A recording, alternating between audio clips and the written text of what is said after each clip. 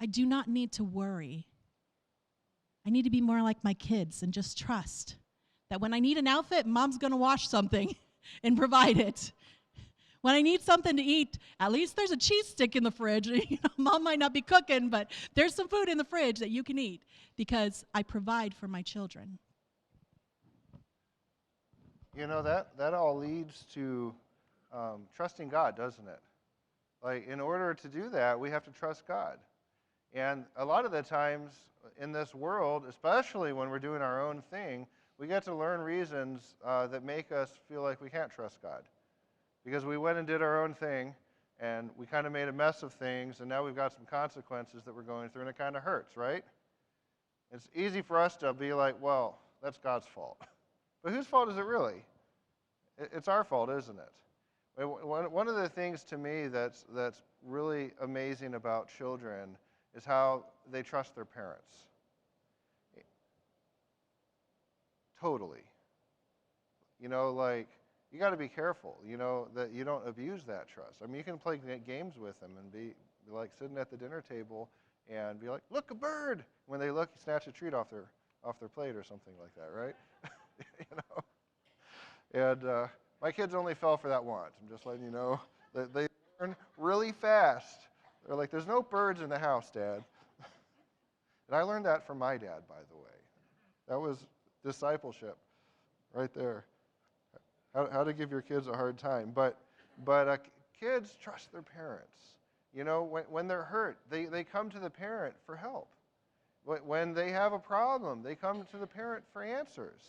Because we might not always have the answers, but a lot of the times we know more about it than they do.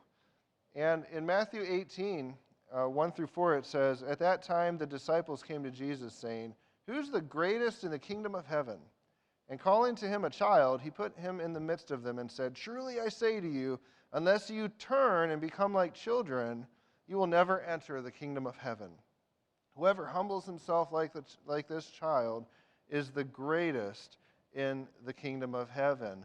And I feel like what happens in the world is we learn to be cynical. Have you guys ever had somebody tell you that they want to do something and you're like, yeah, well, we're going to wait and see how that works out, right? That's being cynical. That's not having any faith in what that person said. And sometimes when we say, God has called me to go do this great thing, and some people might be looking on and being like, oh, okay, well, we'll see if God does that great thing in your life. And that's being really cynical, folks. That is the opposite of faith, because that is disbelieving that it could happen. And I'm not saying that we got to be foolish about things, yet isn't it amazing that when we're children, we just have this explicit trust in our Father.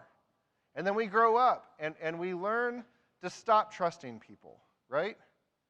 We should learn to stop trusting that things are going to work out. We learn some bad habits there, don't we? Because what Jesus is saying here is if you want to exist in the kingdom of heaven, you got to learn to trust your Father again. In fact, Jesus taught his disciples how to pray. What did he tell them? Our Father who art in heaven. So we come to Dad, right? And we say, thy kingdom come, thy will be done. Well, Lord, I want your kingdom, not my kingdom, and I want your will, not my will. So bring your kingdom and your will unto earth, just as it is in heaven. Give us this day our daily bread, our provisions, right? Lead us not into temptation. So guide us and direct us. Show us the way. When I'm working with my kids and I see that they're about to hurt themselves, I'm going to do something to intervene and stop them, right? I'm going to show them a different way to do that where they're not going to get hurt. And we, as human fathers, help to bring discipline into our children's lives so that they learn how to live and how to do well with things and how to not hurt themselves. And our kids grow up, but you know what happens? I'm not perfect. Eventually they learn that I can't do everything. And eventually they learn that I'm still learning how to be a godly person as well, just like the rest of us. They start to learn all these things. They start getting hurt by the rest of the world, and they have choices to make, just like you and I did. We start learning to be cynical. And we start learning that, well, I'm going to watch and wait. And when things start working out, then maybe I'll get on board, But God isn't doing that with us. God's saying, I want you to pray the things that aren't here yet into reality in your world. He wants us to return to Him like children, believing that He can do anything, that He can accomplish everything, that He's got purposes for our life that can actually be fulfilled. I'm weak. I can't make hardly anything happen for my kids, especially when they grow up. They're going to have to make their own way in the world eventually. But God can make a way for them. God can show them how to live, and God can make everything happen. Because that's who God is. But we have to learn to come to Him like children. We return to that childish faith, so to speak, of saying, Jesus, I trust you. But Jesus, show me how you want me to do this. Sometimes we don't listen, and then we're like, oh, that hurts.